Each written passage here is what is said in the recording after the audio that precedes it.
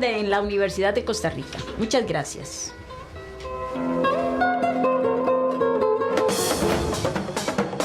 Conversando y moviéndonos.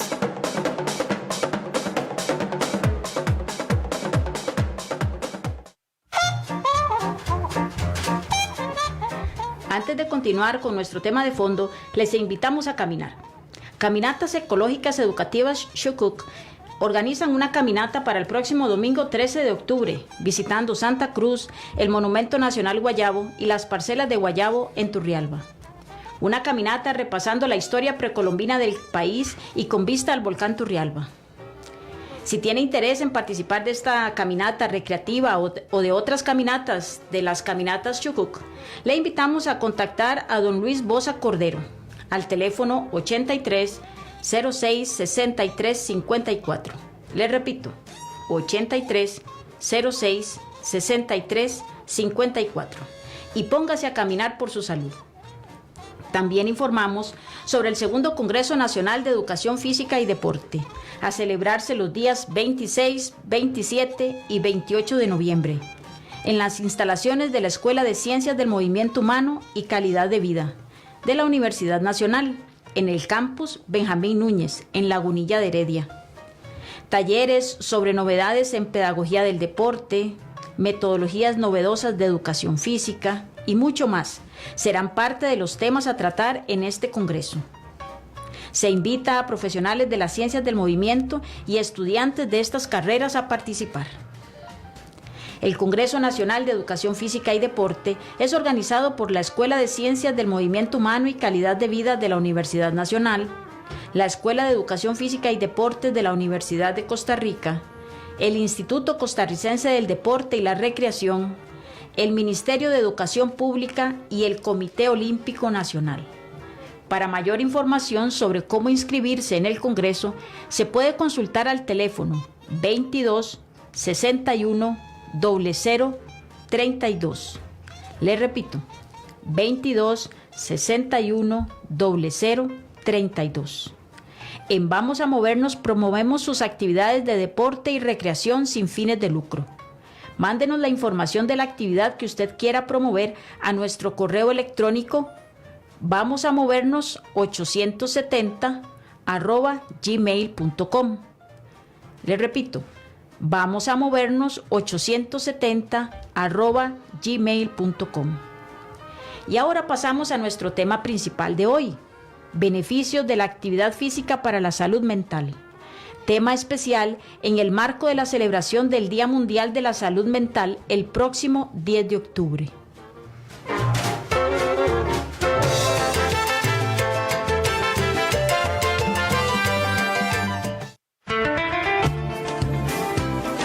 Como ya mencionamos antes, hoy nuestro tema de fondo es beneficios de la actividad física en la salud mental. Tema especial en el marco de la celebración del Día Mundial de la Salud Mental el próximo 10 de octubre. Según diversas evidencias científicas, la actividad física y en particular distintos tipos de ejercicio físico ayudan tanto a prevenir enfermedades mentales como a mejorar el estado de salud de las personas que ya la padecen. Y justamente nuestros invitados nos permitirán conocer algunos de los beneficios de la actividad que la actividad física puede generar a nivel cognitivo y emocional.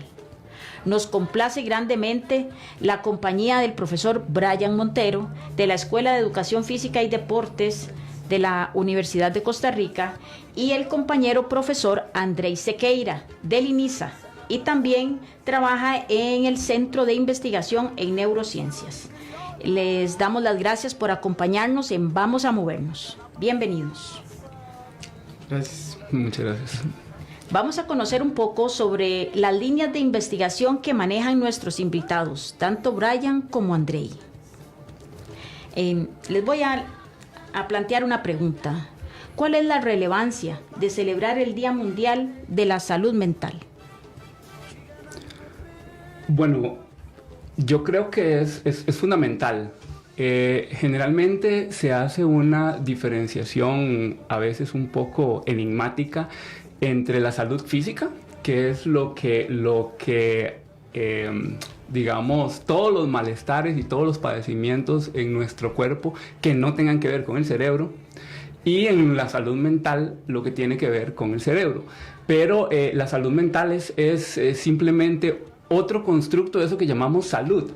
Y existen una gran cantidad de enfermedades mentales, de padecimientos que actualmente están aquejando a nuestras poblaciones, que vienen en aumento en los últimos años y que se están volviendo sumamente relevantes para la sociedad, para las sociedades, para las personas. Entonces, en ese sentido, es fundamental hablar del tema, es fundamental conocer el panorama y, muy importante, conocer herramientas para evitar los efectos negativos de este tipo de enfermedades. Y, por supuesto, la actividad física, el ejercicio es una de estas herramientas, quizás la más importante. Claro. ¿Y nos podrías comentar un poco sobre tus líneas de investigación últimamente? Bueno, yo vengo trabajando, mi grupo y yo, porque somos en realidad varios investigadores, de hecho, pues Brian también de alguna manera forma parte del grupo. Venimos trabajando en los últimos años en el efecto de cierto tipo de estímulos en la función del cerebro. Particularmente trabajamos con estímulos negativos, por ejemplo, el estrés, y cómo el estrés modifica la función del cerebro. Y resulta que dentro de estas modificaciones viene el surgimiento de enfermedades como la depresión, como el síndrome de ansiedad, como diferentes tipos de dependencias.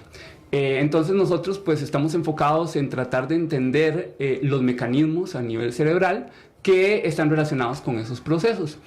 Pero también trabajamos un poco con el efecto de factores positivos o de estímulos positivos.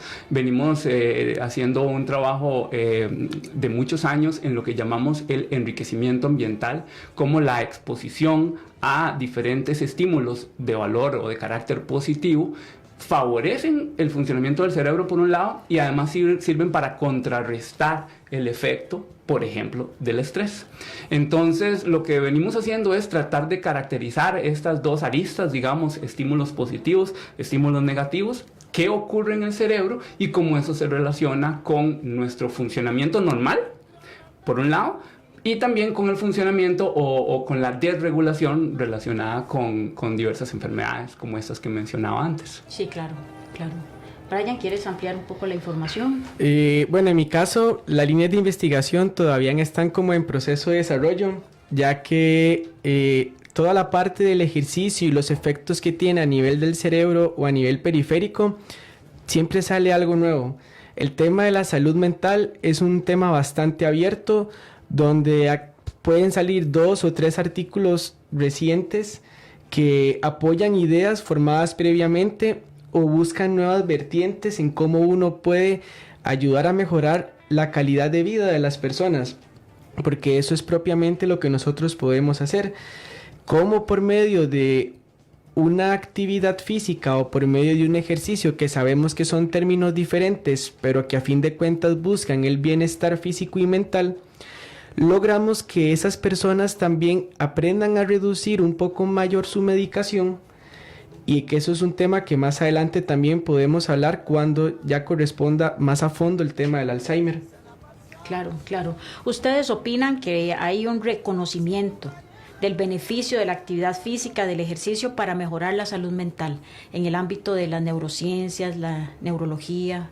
Sí, definitivamente lo hay, y no solamente en el ámbito científico. Yo creo que en general en la sociedad, en la vida diaria, las personas ya saben que el ejercicio es fundamental para mantener una buena salud.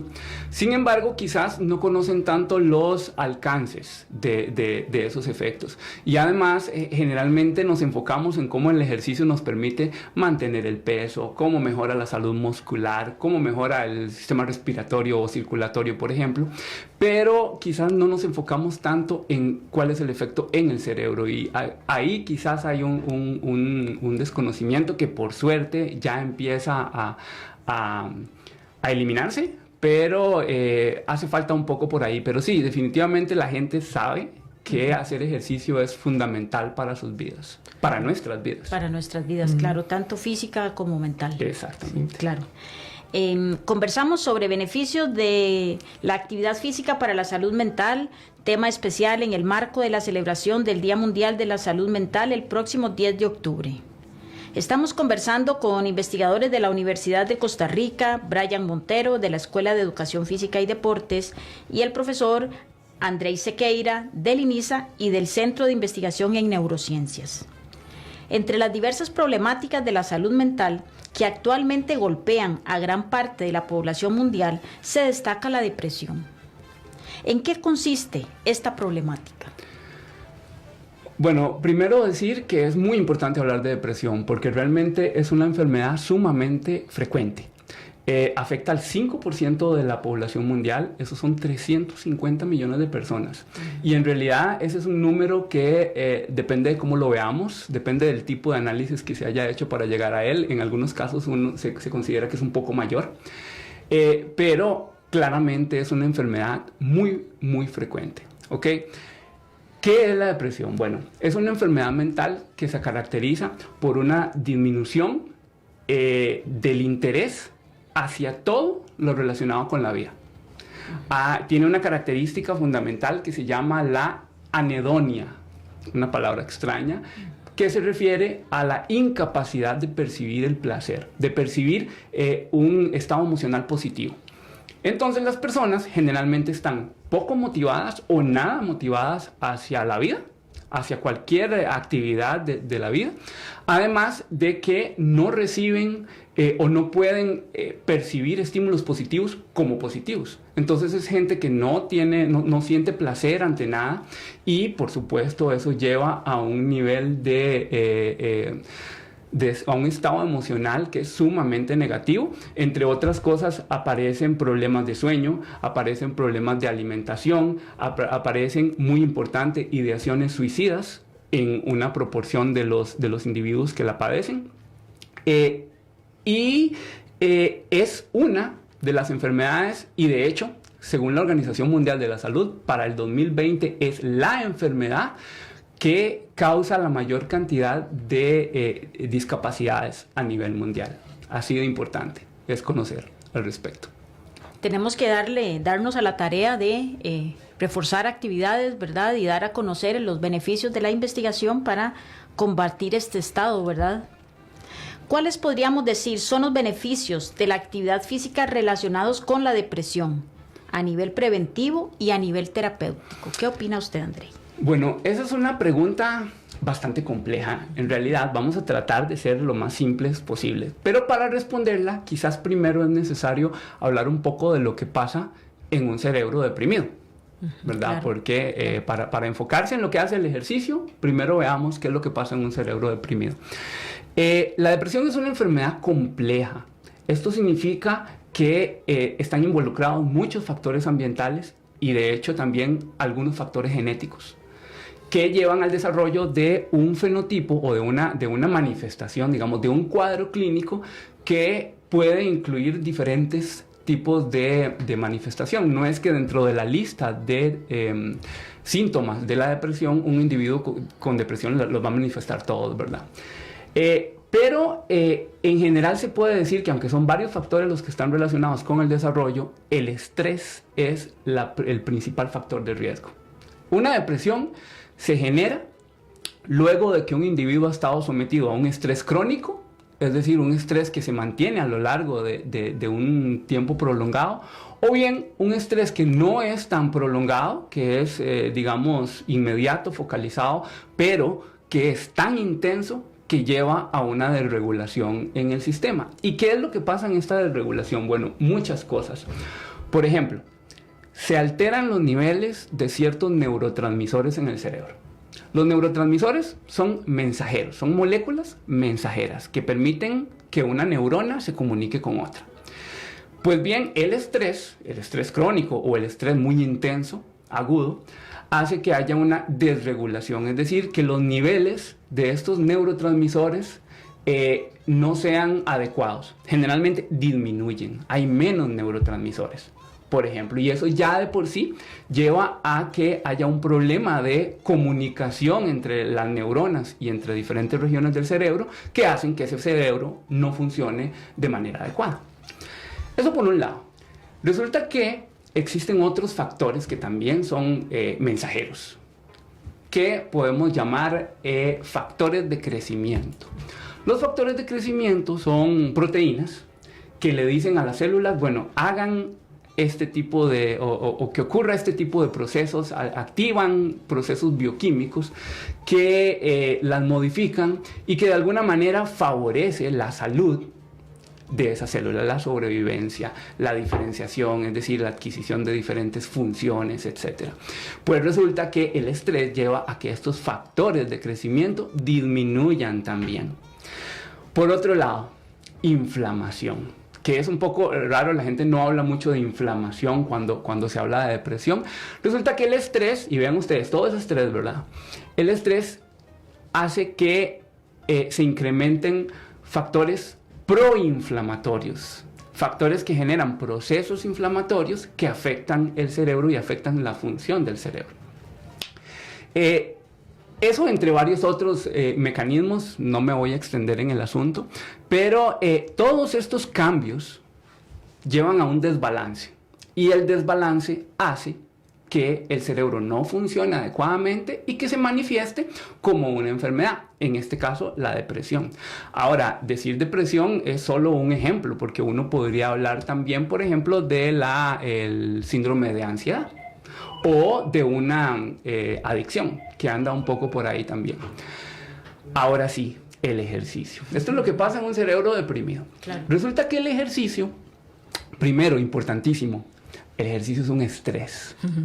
Así es. Yo estoy seguro que los oyentes y nosotros todos sabemos que hacer ejercicio es estresante. Y lo es. Pero resulta que es un estrés muy, muy particular, muy, muy especial, por decirlo de alguna manera. Es un estrés que es moderado, es predecible y es controlable. Eso significa, cuando un estrés cumple con estas características, yo lo puedo controlar, es decir, puedo decir en qué momento para y en qué momento pues seguimos. Yo sé cuándo voy a hacer ejercicio, entonces sé en qué momento voy a estar sometido al estrés. Además, es moderado, porque como todos sabemos, el ejercicio no debe ir más allá de cierto nivel porque ya se vuelve negativo para la salud. Entonces, cuando un estrés, como el ejercicio, cumple con estos requisitos, en lugar de ser negativo, se vuelve protector. ¿Y qué hace? Bueno, incrementa los niveles de los neurotransmisores. ¿De cuáles? De estos que les decía que en el tema de la depresión están desregulados. O sea que por ahí tiene un efecto terapéutico al incrementar los niveles. También incrementa los niveles de los factores de crecimiento que antes les decía están disminuidos.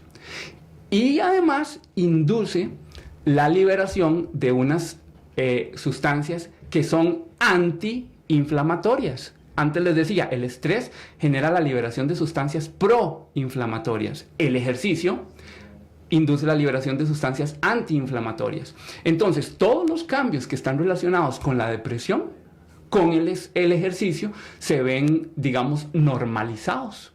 Y ahí tenemos el efecto terapéutico. Pero vean ustedes qué interesante. Esto es cuando evidentemente una persona ha sufrido un evento depresivo y hace ejercicio posteriormente, si su salud se lo permite, porque depende del evento depresivo, puede que no, ¿verdad?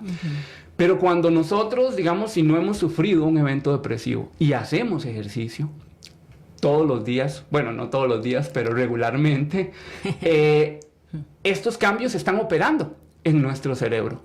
Entonces estamos protegidos contra cualquiera de los cambios que genera el estrés en el momento en que estemos expuestos a cualquier tipo de estrés negativo, por así decirlo.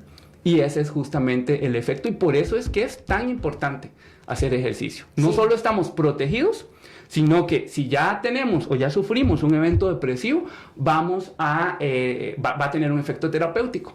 En muchos casos similar a cualquier antidepresivo farmacológico. Vean ustedes la relevancia. ¿Y la investigación nos dice algún tipo específico de ejercicio? ¿Tiene que ver con ejercicio que a la gente le guste? ¿Eso se ha probado? ¿O cómo podemos hablar del tipo de ejercicio en sí? Es una excelente pregunta. Muy buena parte de la información que tenemos viene de estudios en animales. ¿verdad? Sí. A los animales también les gusta hacer ejercicio. A las ratas, que es el principal modelo que utilizamos, usted les pone una rueda, de estas ruedas que están para hámsters.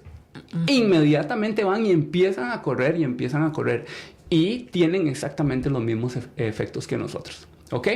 Entonces, buena parte de lo que sabemos viene de ese tipo de ejercicio, que es ejercicio aeróbico. Ahora bien, durante mucho tiempo los estudios se enfocaron en humanos, ¿verdad? En ejercicio aeróbico también.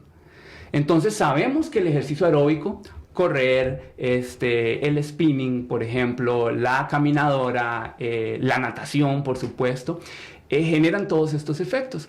Pero vea qué interesante, más recientemente se ha demostrado que el ejercicio de resistencia, el levantar pesas, también tiene este tipo de efectos. Ahí el tema varía un poco en el asunto de la frecuencia, de la intensidad de la persona, porque cada persona es distinta a cómo responde, ¿verdad? Y a cómo se engancha, etc. Pero cualquier tipo de ejercicio es fundamental.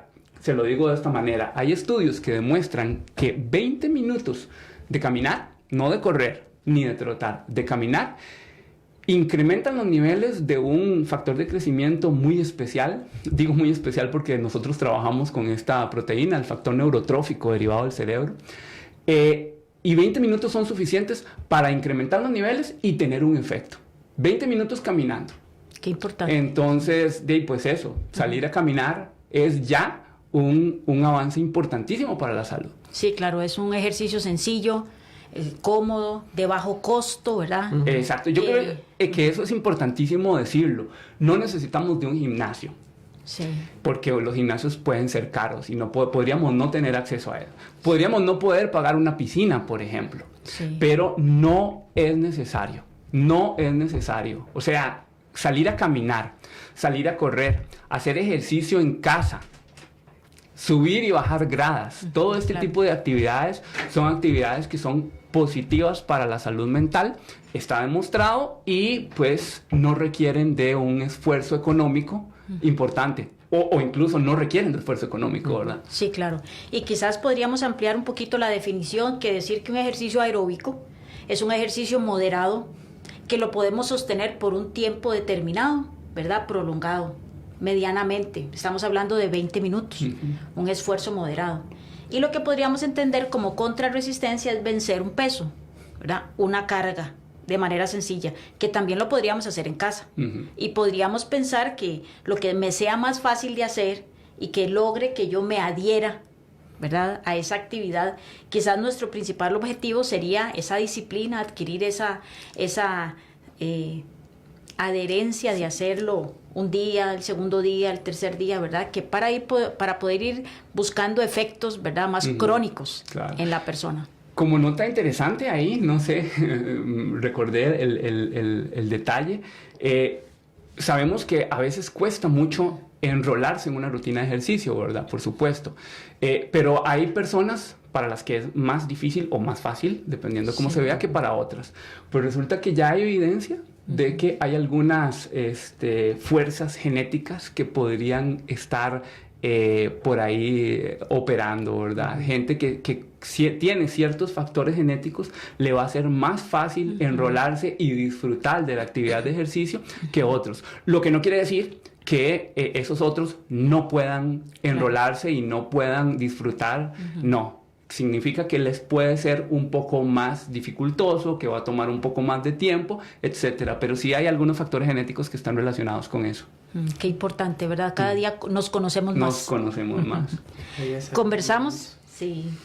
Estamos en esta mañana conversando acerca de los beneficios de la actividad física para la salud mental, tema especial en el marco de la celebración del Día Mundial de la Salud Mental el próximo 10 de octubre. Estamos conversando con investigadores de la Universidad de Costa Rica, el profesor Brian Montero de la Escuela de Educación Física y Deportes, y con el profesor Andrei Sequeira, quien trabaja en el INISA y el Centro de Investigación en Neurociencias. Entre los diversos trastornos cognitivos que enfrentan muchas personas a nivel mundial, se destaca también la enfermedad de Alzheimer. ¿En qué consiste esta enfermedad? Vamos a darle el espacio al profesor Brian Montero. Buenos días. la enfermedad de Alzheimer lo que consta es que las personas empiezan a olvidar información que ellos manejaban de primera mano. Esto se da por varias razones. No solo contamos con factores genéticos, es decir, que nos predisponen a tener alguna enfermedad, sino que también hay factores ambientales, como lo comentaba anteriormente Andrei, que promueven la aparición de estas enfermedades. ¿Como qué factores ambientales? La mala alimentación, la obesidad, el estrés, la falta de actividad física y factores genéticos que ya nos hacen predispuestos a presentar algún tipo de Alzheimer. ¿Por qué digo algún tipo de Alzheimer? Bueno, porque antes de que aparezca el Alzheimer tenemos el deterioro cognitivo leve. El deterioro cognitivo leve es la antesala a que ya aparezca el Alzheimer tipo 1, el Alzheimer tipo 2, el Alzheimer tipo 3 y consecutivamente. Si nosotros lográramos, por medio también de un trabajo con psicólogos, por medio de un trabajo con doctores, lograr encontrar casos en personas que tengan el deterioro cognitivo leve y empezamos un periodo preventivo, las posibilidades para que la enfermedad de Alzheimer avance con más fuerza se reduce.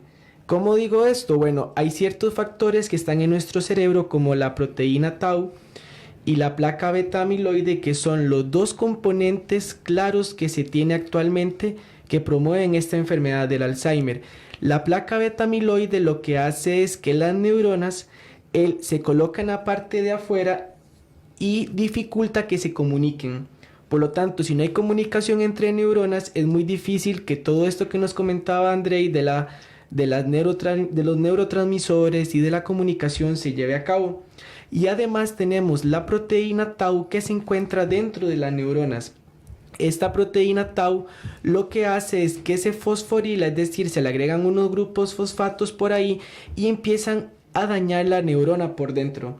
Por lo tanto, no solo contamos con daños externos, sino también daños internos dentro de la neurona.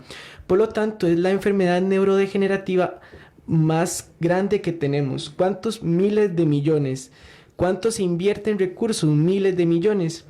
En tratamientos, en prevención y, como comentábamos anteriormente, el ejercicio es herramienta clave para disminuir todos estos avances que las enfermedades mentales. No es una cura, porque todavía no hay cura para el Alzheimer, pero si logramos mejorar la calidad de vida de las personas, eso hace que nuestro trabajo, nuestra investigación ya haya valido la pena. Claro. ¿Y se conoce que algún tipo de ejercicio beneficia más que otro? ¿Qué nos dice la investigación sobre este tema? Bueno, dependiendo de en qué momento aparezca la enfermedad del Alzheimer, se conoce un Alzheimer temprano y un Alzheimer tardío. El Alzheimer temprano es el que aparece antes de los 65 años, que está muy asociado con factores genéticos. Hay una sustancia que se llama el ApoE4, que si uno la tiene es más propenso a tener esta enfermedad del Alzheimer. Pero también tenemos otros componentes como el Alzheimer tardío, que ya aparece después de los 65 años. Después de los 65 años como hasta los 85, la probabilidad del Alzheimer es de un 15%. Posterior a los 85 años es de un 50%. Entonces hay que ver en qué momento es que la persona está presentando los primeros síntomas de la enfermedad, porque así tiene que ser el ejercicio. En personas que ya son muy mayores, es mejor, hay bicicletas que son bicicletas reclinadas, que no necesariamente como la de spinning, sino que la persona tiene completamente recostado el cuerpo en la banca y está, digamos que acostado. Por lo tanto, eso evita que se vaya hacia los lados, porque la enfermedad de Alzheimer presenta un neurotransmisor que está por debajo de sus niveles normales. Se le llama la acetilcolina. Entonces, como la acetilcolina está baja, no logra comunicarse con muchas otras zonas de nuestro cerebro que están asociados con procesos de memoria. Así que cuando nosotros nos ejercitamos es mejor hacerlo con una intensidad moderada o baja. Es decir, podemos por medio de las frecuencias de las pulsaciones ver, ok, hay fórmulas para saber cuánto es el 100%. que son seguras. Por ejemplo, pueden buscar la fórmula de Carbonen, que es de las más utilizadas. Hay una fórmula que todo el mundo usa, que es 220 menos la edad. Esa fórmula es mejor evitarla porque se ha visto en estudios que presenta 15 hasta 20 latidos menos de lo que en verdad la persona podría llegar a dar. Entonces, nuestro parámetro, estamos o trabajando por encima o estamos trabajando por debajo. Así que es mejor tener fórmulas para calcularlo de manera indirecta y que sean, como lo que estábamos diciendo, que sean económicas y que permitan trabajar en un estado pero óptimo. Así que nosotros calculamos entonces la frecuencia de la persona y vemos, usted va a hacer ejercicio y no se va a pasar sobre este rango y no va a bajar de este rango. ¿Qué tipo de ejercicio? Caminar. Algo tan sencillo como caminar ya le permite a la persona estar implicando una gran cantidad de músculos al mismo tiempo, que todo eso sumado promueve lo que Andrea anteriormente comentaba, la aparición de factores. Estos factores de crecimiento, factores neurotróficos, se logran no solo ver a nivel de nuestro cerebro, sino que también a nivel de músculo. Se han hecho estudios en donde logran ver que lo que yo presento, si yo tengo un incremento de ese factor a nivel del músculo, a nivel periférico, probablemente lo puede estar a nivel central. A nivel central llamo yo el cerebro. Y esos, como Andrei comentaba, 20 minutos son necesarios para ya incrementar estos factores y se ha visto que pueden permanecer hasta por 40 minutos.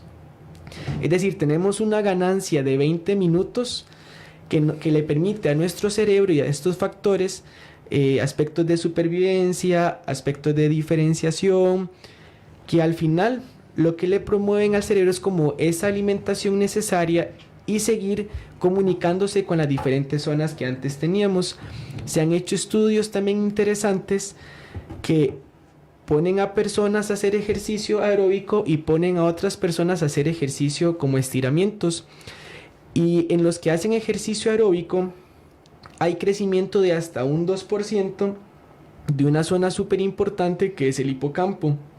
Y en las otras personas no hay este crecimiento, pero tampoco hay reducciones, es decir, se mantiene igual. Lo importante es saber qué queremos para nuestra salud y en qué momento lo queremos. Y la respuesta creo que es como ya. Hay muchas personas que están dejando el ejercicio como una última opción porque los consume el trabajo, los consume el estudio, los consumen las presas para poder llegar a sus casas, pero vean que, como lo hemos comentado ambos, 20 minutos son necesarios para sentir como esos efectos placenteros y beneficiosos que solo el ejercicio puede dar. Sí, muy importante. Y en relación con el ejercicio contra resistencia, ¿qué se ha encontrado? El ejercicio contra resistencia todavía no ha sido muy estudiado. Se sabe que cuando uno hace un ejercicio aeróbico, la literatura dice, ok, se expresa este factor neurotrófico derivado del cerebro, aparece en sangre, aparece en nivel del cerebro. Y con el ejercicio contra resistencia, la literatura generalmente tira a que aparece más otro factor de crecimiento que es el asociado a la insulina 1. Hay un estudio bastante interesante, pero no vi que le siguieran dando como más apoyo, en donde medían un receptor que estaba asociado con este factor de crecimiento, asociado a la insulina 1, y cuando se acoplaba a este receptor, el factor de crecimiento permitía hacer como, voy a ponerlo en términos, una limpia de la placa beta-amiloide. Por lo tanto, la placa beta-amiloide salía de las neuronas y viajaba por el plexo coroideo a nivel periférico. ¿Qué sucedía después? No se sabe. Pero ese factor de crecimiento asociado a la insulina 1 se ha visto más presente en ejercicio contra resistencia, pero sí es una metodología de entrenamiento que ocupa más investigación, porque únicamente nos hemos enfocado en aeróbico, pero con las pesas se pueden implicar también gran cantidad de músculos cuando no se hacen ejercicios localizados, como solo flexión de codo o solo extensión de tríceps o algo así, sino que si logramos hacer ejercicios que involucren bíceps y cuádriceps al mismo tiempo, puede ser más beneficioso para la persona y asemejarse a los obtenidos por el ejercicio aeróbico. Claro. Y también podríamos pensar, ¿verdad?, que si estamos viendo en alguna persona cercana algún comportamiento de deterioro cognitivo leve, ¿verdad?, nosotros hemos de promover la actividad física en términos generales para mejorar la función física, porque sabemos que es una enfermedad, ¿verdad?, que va a tender a la persona a perder su calidad de vida en cuanto a que dejará de hacer actividades de la vida diaria, ¿verdad? Entonces, si nosotros fortalecemos y pensamos también en el beneficio de su condición cardiovascular, de su función física, podríamos aumentar esa función de vida cotidiana en estas personas, ¿verdad? Lo estamos diciendo de manera muy específica, ¿verdad?, en las enfermedades de la depresión y la enfermedad mental, pero también tenemos que pensar que el ejercicio en las personas que presentan estas patologías, la investigación promueve que también debemos de ocuparnos por su función general, cardiovascular y muscular, ¿verdad?, que va asociada a un ejercicio sistemático y prescrito de una manera particular, ¿verdad? Porque el Colegio Americano de Medicina del Deporte ha encontrado beneficios en personas con problemas de Alzheimer que mejoran su función cardiovascular, ¿verdad?, entrenando a un 40, un 50, un 60% de su frecuencia cardíaca máxima o de reserva, ¿verdad? Entonces, no debemos perder esa perspectiva, ¿verdad?, de que la mejora de todo el funcionamiento del organismo me va a ayudar a sentirme mejor y quizás a responder de mejor manera a nivel mental. Entonces, estamos conversando sobre beneficios de la actividad física para la salud mental, tema especial en el marco de la celebración del Día Mundial de la Salud Mental el próximo 10 de octubre. Estamos conversando con investigadores de la Universidad de Costa Rica, el profesor Brian Montero, de la Escuela de Educación Física y Deportes, y el profesor Andrei Sequeira, quien trabaja en el INISA y en el Centro de Investigación en Neurociencias. Otra problemática importante de la salud mental es sin duda el tema de las adicciones. ¿Qué son las adicciones? Bueno, una adicción o más correctamente una dependencia, que es el término que actualmente se utiliza, es una enfermedad en la que el individuo pierde el control a la hora de consumir un estímulo particular, a pesar de las consecuencias negativas del consumo de ese estímulo. ¿Y por qué lo digo así de manera tan general? Porque en general sabemos, ¿verdad?, que el alcoholismo, ¿verdad?, una adicción al alcohol, podemos hablar de cocaína, podemos hablar de heroína, crack, fentanilo, lo que se quiera.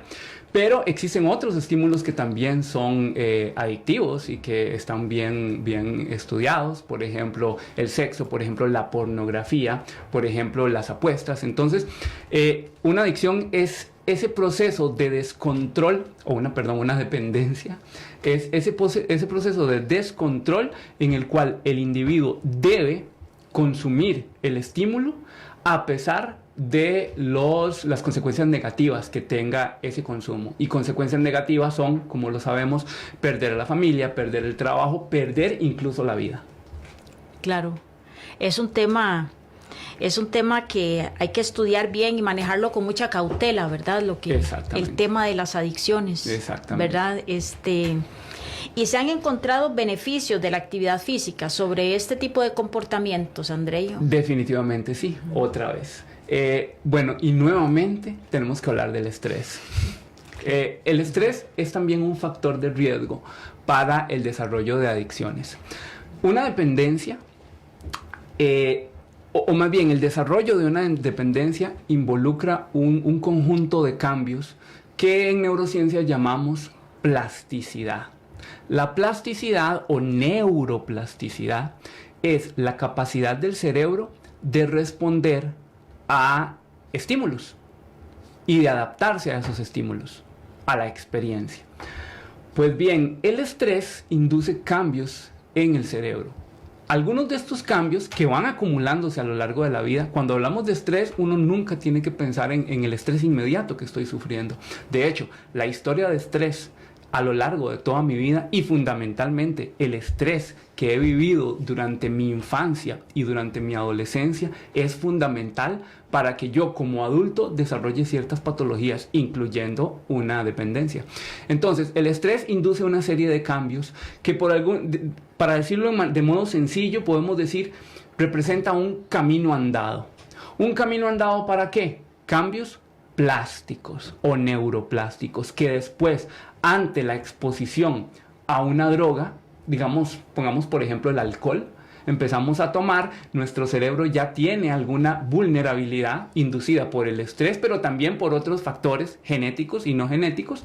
Y entonces ahí es donde la exposición al alcohol, el estar constantemente tomando, y de hecho ir incrementando la cantidad y la frecuencia con la que uno toma, lleva a que en alguna proporción de los individuos que toman ocurra una dependencia.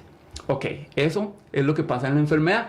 ¿Qué pasa con el ejercicio? Bueno, ya lo dijimos antes, el ejercicio protege de los efectos del estrés. Entonces, cuando usted ha realizado ejercicio constantemente a lo largo de un periodo de tiempo más o menos largo, su cerebro tiene una serie de cambios inducidos por el ejercicio que son positivos y que entonces le protegen de los cambios que induce la droga.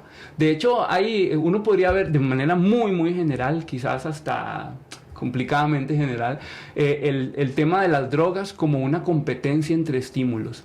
Una droga tiene una altísima probabilidad de inducir una dependencia cuando no hay otros estímulos positivos alrededor de la persona o en la vida de la persona. ¿Qué tipo de estímulos positivos? Los afectos, por ejemplo, las perspectivas de vida, por ejemplo, una buena alimentación, por ejemplo, y por supuesto el tema de realizar ejercicio. Entonces, el ejercicio, con los cambios que induce, de los que hablábamos antes, sí, protege si el individuo no ha empezado a consumir la droga o si está consumiendo, por ejemplo, alcohol.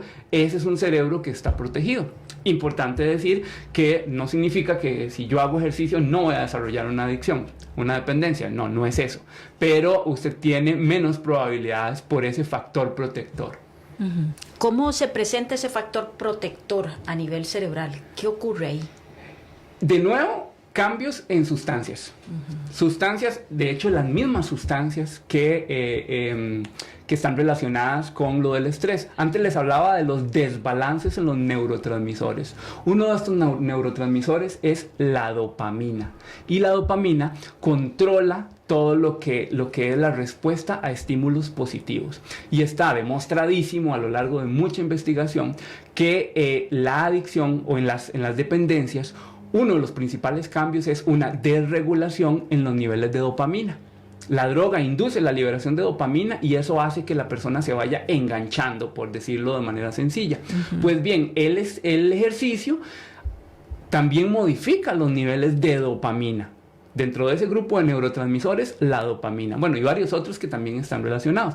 Entonces, por ejemplo, esa modificación inducida por ejercicio funciona como un factor protector o como un factor terapéutico, terapéutico ya no en términos de decir, bueno, voy a curarme de la depresión, de la dependencia, sino que más bien lo que hace es disminuir la probabilidad de recaída una vez que un individuo ya ha adquirido la dependencia. Sí, entonces, claro, de nuevo, es fundamental. Y tal vez vamos a ir haciendo un cierre, porque vimos que un factor de riesgo clave para lo que hemos hablado en términos generales es el famoso estrés. ¿Cómo se ha medido el estrés? ¿Cómo manejamos ese concepto ahorita ya para cerrar este programa? ¿Qué nos puede decir sobre ese tema? Bueno, hay muchas maneras de definir el estrés. Quizás la más sencilla es la forma original que se estableció en 1936, que dice que un estrés es cualquier, digamos, estímulo que saque al individuo de su equilibrio. Okay. Entonces, un estrés es un desbalance. Entonces, por supuesto, a lo largo de nuestra vida, ¿cuáles son desbalances? De prácticamente todo. Estamos sometidos a estrés todo el tiempo y es parte natural de nuestra vida. El problema es cuando es mucho a lo largo del tiempo o cuando es demasiado intenso. Ok. Entonces nos vamos a llevar como enseñanza un estrés que nos hace daño y un estrés que nos hace bien. Exactamente. Y eso es un estrés positivo, el ejercicio, contra los estreses negativos que son tantísimos a los que nos enfrentamos en nuestra vida. Sí, claro. Pues estamos muy agradecidos porque ustedes compartieran con nosotros el día de hoy.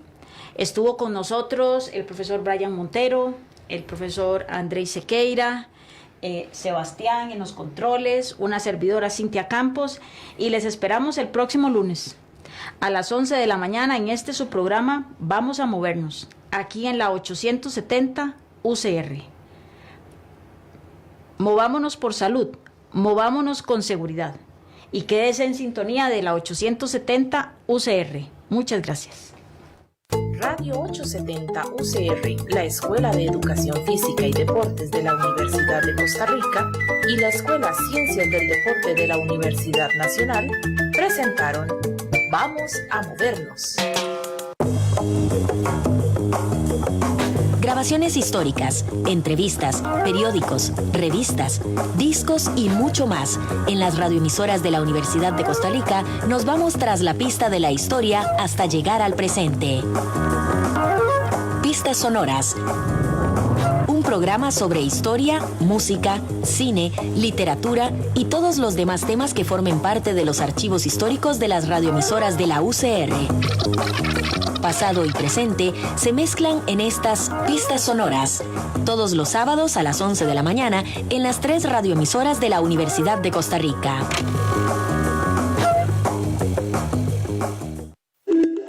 Le invitamos a escuchar Noticias Universidad, un informativo de la Oficina de Divulgación e Información de la Universidad de Costa Rica, con sello UCR, donde damos a conocer todo el quehacer de nuestra alma mater en sus diversos pilares: acción social, docencia, investigación y vida universitaria, de lunes a viernes a las 6 de la tarde en Radio Universidad 96.7 FM y 870 UCR en amplitud modulada, y con repetición a las 9 de la noche por Radio U 101.9 FM.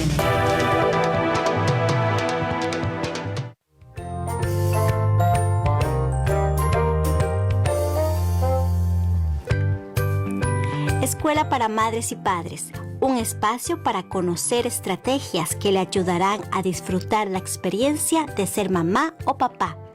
Todos los viernes a las 11 de la mañana aquí en la radio 870 UCR.